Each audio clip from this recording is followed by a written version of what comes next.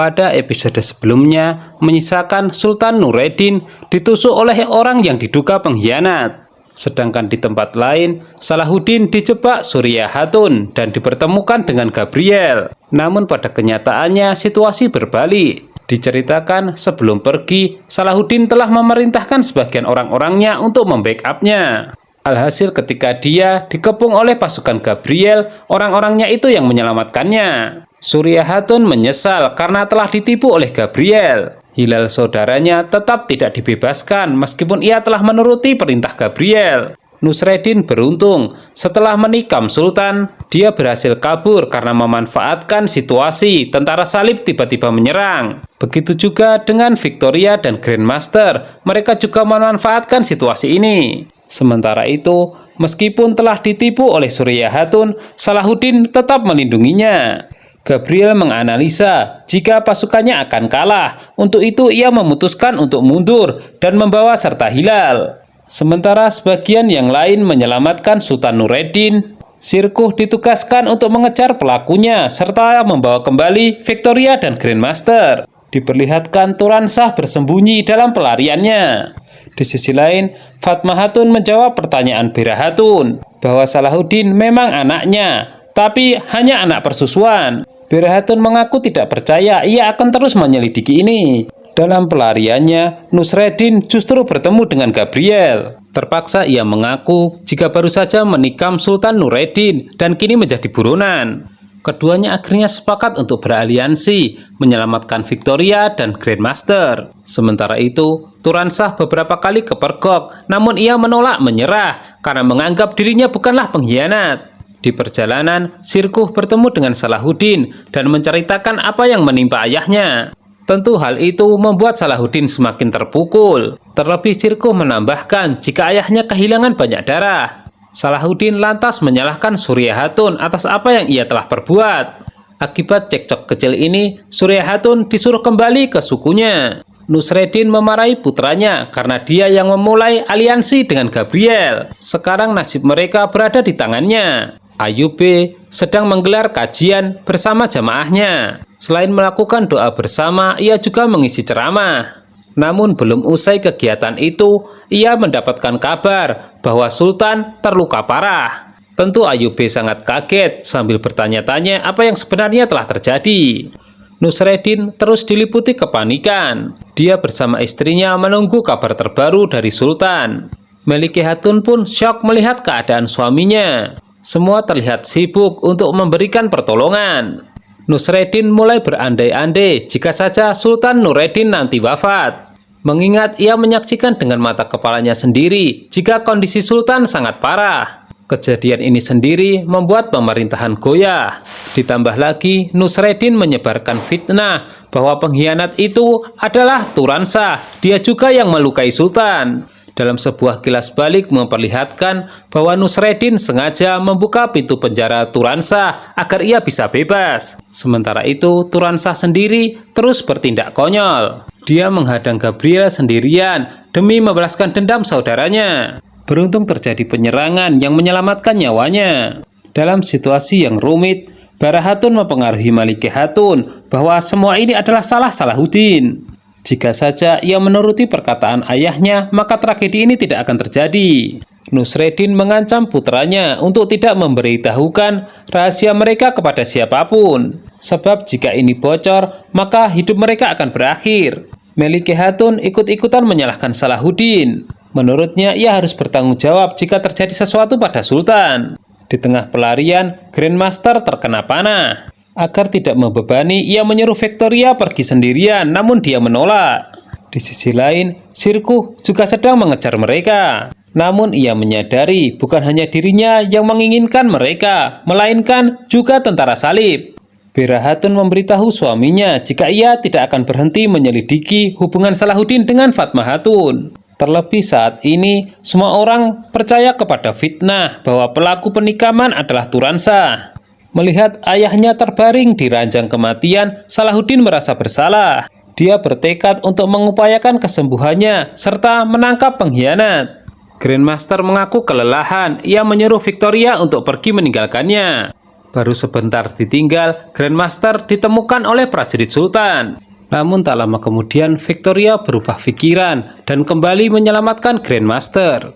Kemudian keduanya sepakat untuk melarikan diri bersama dan menemui Gabriel. Di istana, Raihani mulai menghasut orang-orang bahwa pemerintahan tidak boleh kosong.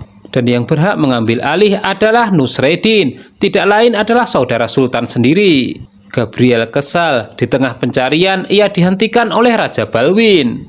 Dia mengingatkan bahwa kesempatan yang ia berikan sudah habis. Sekarang ia menuntut Askalan dikembalikan kepadanya. Salahuddin memperingatkan pamannya bahwa pengambil alihan kekuasaan tidak sah karena ayahnya masih hidup. Di sisi lain, Gabriel menyuruh Raja Balwin menyingkir. Ia hampir saja mendapatkan Victoria dan Grandmaster. Lagi pula saudaranya sudah dalam perjalanan untuk membantu. Izzeddin membuat Salahuddin muak karena terus menyalahkannya. Padahal yang selalu membuat kekacauan adalah dirinya serta keluarganya. Raihani mulai menjalankan tugas dari Nusreddin, yaitu menangkap anak buah Salahuddin. Hal itu jelas-jelas memacu konflik. Salahuddin mendesak agar anak buahnya dibebaskan. Namun Nusreddin kemudian turun tangan dan menganggap Salahuddin juga dianggap bersalah dan harus dihukum. Luka Grandmaster semakin parah. Ia mendesak Victoria untuk melanjutkan perjalanan sendirian. Namun lagi-lagi perintah itu ia tolak. Nusreddin menyadari bahwa Salahuddin tidak akan pernah patuh pada perintahnya. Untuk itu ia mempersiapkan caranya sendiri untuk menangkap Salahuddin. Di tempat lain, Surya Hatun mengatakan kepada orang tuanya bahwa ia harus memperbaiki kesalahannya terhadap Salahuddin. Ayahnya marah karena seharusnya Surya Hatun lebih memikirkan pembebasan saudaranya. Raihani merasa lega bisa memenjarakan Salahuddin dan teman-temannya. Sebab itu artinya tidak akan yang mengganggu jalannya pemerintahan. Rombongan Sirkuh bertemu dan bertarung dengan rombongan Gabriel. Namun pihak Sirkuh kalah dan dia menjadi tawanan. Meskipun begitu, kedua pihak tidak mengetahui keberadaan Victoria dan Grandmaster. Setelah ayahnya menjabat, Izzeddin diberikan tugas untuk mencari dan menangkap Turansah di kediaman Ayub. Namun setelah digeledah rumah itu, Turansah tidak ditemukan. Gabriel ingin mengeksekusi Sirkuh, namun Nusreddin tiba-tiba datang. Dia memerintahkan agar Sirkuh dibebaskan, sebab dia akan membuat perjanjian perdamaian dengan Raja Balwin. Sirkuh kaget dengan ucapannya, terlebih ketika Nusreddin mengaku jika dia menjadi pengganti Sultan. Izzeddin menginterogasi istri Turansah dan menganiaya. Saat itu Ayyub melihat dan langsung mencekik Izzeddin. Ia juga keberatan putranya dituduh sebagai pengkhianat. Surya Hatun tiba di Damaskus dan ingin bertemu dengan Salahuddin. Namun ia hanya diceritakan situasinya dan diusir oleh keluarga Nusreddin. Di penjara, Salahuddin memerintahkan prajuritnya untuk membuka sel.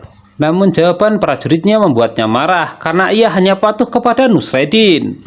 Raja Balwin sangat senang Nusreddin akan membuat perjanjian perdamaian, di mana Victoria dan Grandmaster akan diserahkan, sedangkan dia hanya akan berpura-pura menyerahkan jalur ziarah. Tabib yang menangani Sultan melapor kepada Nusreddin bahwa keadaannya cukup parah. Jika dia tidak bisa melewati masa kritisnya, maka kemungkinan tidak akan tertolong. Saat itu juga Nureddin menuju singgasana, membayangkan bahwa dia adalah sultannya. Sebuah kilas balik menceritakan bahwa semenjak kematian ayahnya, tahta diserahkan kepada Nureddin. Omar Mela saat itu yang menjadi saksi. Saat itulah Nusreddin bertekad untuk merebut tahta itu dari saudaranya. Sirkuh dan Asafani kaget menyaksikan Nusreddin berani duduk di singgasana, padahal dia belum dilantik secara sah sebagai sultan. Hal ini menurut mereka adalah wujud kelancangan. Di sisi lain, Bera Hatun tidak mau kalah. Ia ingin menyingkirkan Melike Hatun.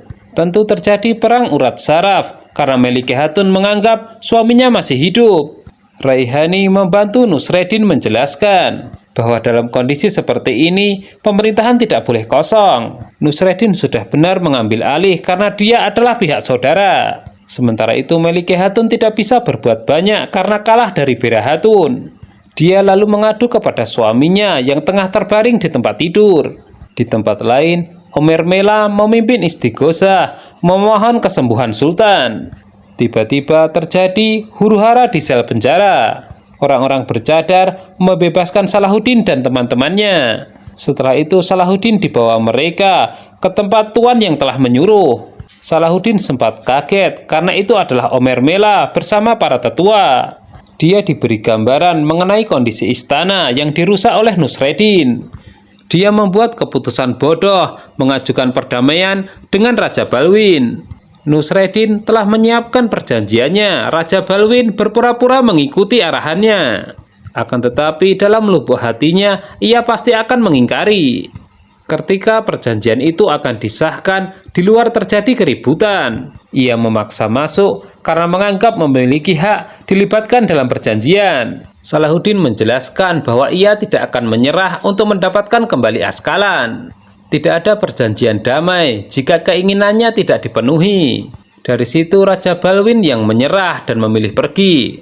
Kemudian terjadi pertengkaran antara Salahuddin dengan Nusreddin. Pamannya itu dianggap telah memberontak dan menggadaikan harga diri negara. Salahuddin yakin jika ayahnya akan sembuh. Stempel kerajaan kemudian ia minta akan ia amankan agar tidak disalahgunakan. Nusreddin tidak bisa berbuat apa-apa selain menunggu kabar dari Sultan. Tentu hal itu membuatnya semakin kesal. Surya Hatun memberitahu ibunya ia akan mendapatkan kembali Victoria dan Grandmaster untuk menebus kesalahannya kepada Salahuddin. Keduanya kini masih dalam pelarian dan Salahuddin melanjutkan pencarian di hutan. Di saat yang sama, Gabriel juga mendapatkan sedikit petunjuk. Victoria dan Grandmaster sangat lega dipertemukan dengan anak buah Gabriel. Sementara itu, keluarga Nusreddin mendiskusikan mengenai pemberontakan secara terang-terangan. Lagi pula, mereka masih memiliki pasukan dan komandan yang setia. Victoria dan Grandmaster kurang beruntung karena bertemu dengan Salahuddin. Mereka harus bertempur dan mencari kesempatan untuk melarikan diri lagi. Nusreddin mulai mengukur kekuatan yang dimilikinya. Alhasil ia menjadi yakin bahwa dirinya siap untuk memberontak. Tentara salib yang masih hidup memberitahu Gabriel mengenai keberadaan Victoria. Tanpa menunggu waktu, ia menyuruh seluruh anak buahnya segera bergerak. Saat ini Victoria bertemu dengan rombongan Sofia yang sedang membawa budak. Dia memohon bantuan karena sama-sama berasal dari Bizantium. Alhasil, Victoria diizinkan menyamar sebagai budak. Dia tidak tahu jika sebenarnya Sofia adalah mata-mata dari Salahuddin. Turansah menemukan Grandmaster yang menanyakan keberadaan Gabriel. Di saat yang sama, di Damaskus terjadi pemberontakan. Nusreddin ingin mengambil alih istana. Satu persatu rintangan berhasil ia hadapi. Nusreddin mengira jika tahta akan jatuh ke tangannya. Dia mulai memberikan perintah agar menduduki istana. Ketika sedang menginterogasi Grandmaster, Turansah ditembak oleh Gabriel. Beruntung ia tidak mati karena di waktu yang sama Salahuddin datang. Rombongan Sofia yang membawa budak ternyata dihadang oleh Surya Hatun yang sedang mencari Victoria. Dia curiga buronannya itu menyusup di antara para budak. Victoria bersiap-siap mencabut pedangnya. Namun sepertinya Sofia juga tidak mau menyerahkan Victoria kepada Surya Hatun. Gabriel terdesak. Ia menyuruh Grandmaster untuk berjuang. Sementara dia akan berlari mengalihkan pandangan Salahuddin. Singkat cerita, Grandmaster dan pasukannya kalah. Grandmaster menjadi tawanan. Sementara di istana, Nusreddin kena prank.